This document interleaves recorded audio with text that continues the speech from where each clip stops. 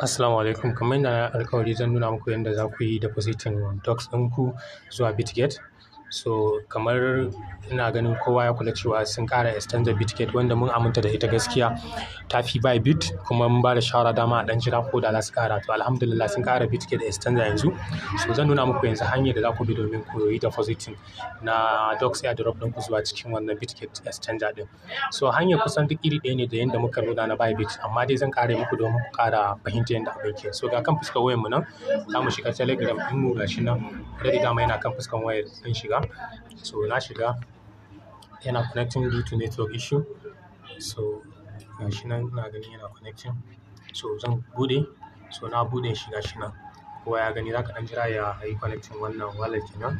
So dai it's not necessary. So ga wajen deposit ɗinmu nan za mu taɓa as yadda muka yi wancan. So za ka taɓa exchanger continue. Dama yana kai. So gashi nan za ka sun ƙaro Bitget a ƙarshen ƙasa nan gurin kenan. Sai mu taɓa shi, sai mu sa send here. So za mu ce sun tambaya do you have a Bybit account? Yes, muna da Bybit account. Sai mu ce yes, I have it. Sai suka ce ka saka UID, ka saka kuma depositing address. So shi Bybit Bitget ba su buƙaci memo ba. So abu biyu za mu je mu ɗauko kawai. So za mu tafi mu yi minimizing gashi mun yi minimizing ko? Mun yi minimizing, za mu je mu buɗe Bitget ɗinmu. So ga Bitget ɗina nan, na buɗe ta. So tana searching due to network issue, sai mun jira dole. Wannan ambassador su ne wanda ba sa yin sa sai serious haƙuri. So gashi nan. So a nan gurin idan Bitget ɗin mai buɗe, already nan ba za ta abun da su. Za ka gani a nan gurin a fuskan ba kamar a Bybit ba da yake fitowa wajen depositing. So sai ka ɗan taɓa wurin mo ɗin nan. Da wurin mo ɗin nan za ka taɓa mo. Idan ka taɓa mo, za ka ga inda deposit ya fito nan gurin kenan gashi. Sai mu taɓa deposit. Ya fito ko? So the same procedure a Bybit, sai mu je wurin search, sai mu rubuta docs. Docs ɗin kala ne yake fitowa. A kula sosai. Duk da dai yanzu sun yi specifying gashi na docs wannan kenan. Za ka taɓa shi. So za mu jira.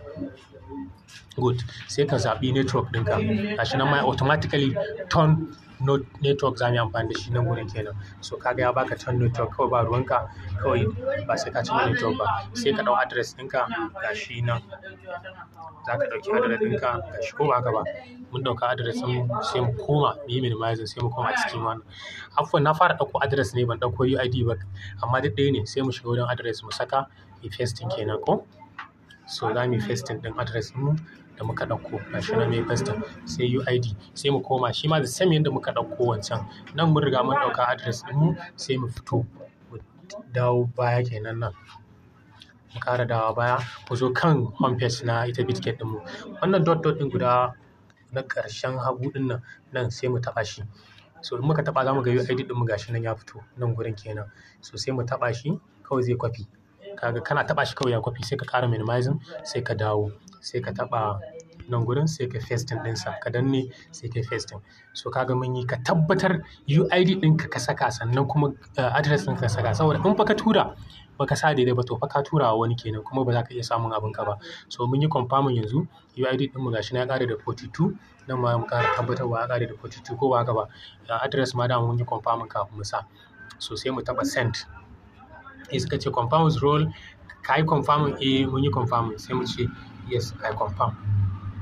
Sai mu jira shi mu gani zai fara tafiya. Deposit in progress. So now be ready for the listing of August. Ma'ana ya tafi, za mu jira su saka mana wannan. Sai in ka dawo back kamar dai yadda muka yi a Bybit, za ka ga yana wannan withdrawal process ko ba haka ba. So shi kenan wannan shine yadda yake akwai. Zai reflecting ranar da za su yi listing. Zai sauka ko ana gab da listing ko kuma kwana ɗaya ma to listing ma zai sauka.